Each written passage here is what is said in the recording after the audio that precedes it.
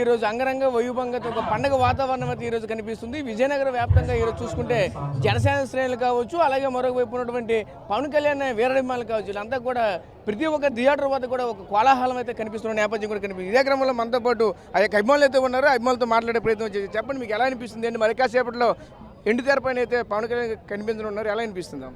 మీరే చెప్తున్నారు వెండి తెర మీద కనిపిస్తుందండి, మాకు బంగారం తెరే కనిపిస్తుంది ఇక్కడ. సో మీరు ఇక్కడ చూస్తున్న ఎన్విరాన్మెంట్ అంతా కూడా మన సీఎం గారికి ఒక అభిమానులనే అందరూ అనుకోవచ్చు. ఆయన హిట్ అయినా ఫ్లాప్ అయినా ఎప్పుడైనా మా ఫ్యాన్స్ అందరూ కూడా ఆల్మోస్ట్ ఎప్పుడూ సపోర్టివ్గానే ఉంటారు.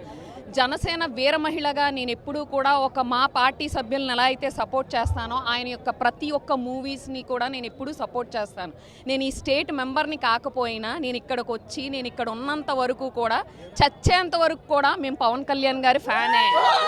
చచ్చేంత వరకు ప్రతి ఒక్కరూ కూడా అభిమానులు ఎప్పుడూ ఆయన్ని వదలలేదు. ఎప్పుడు కూడా ఆయన బొమ్మ హిట్ అయినా ఫ్లాప్ అయినా ఆల్మోస్ట్ మా గుండెల్లో అది ఎప్పుడు బంగారు తెరలానే ఉంటుంది. సో జై జనసేన, ఝాన్సీ వీర మహిళా విభాగానికి జై. All the best Pavan Kalyan garu for your movie. ఎలా అనిపిస్తుంది నీకు వచ్చాక కదా, నీకు ఎలా అనిపిస్తుంది అండి?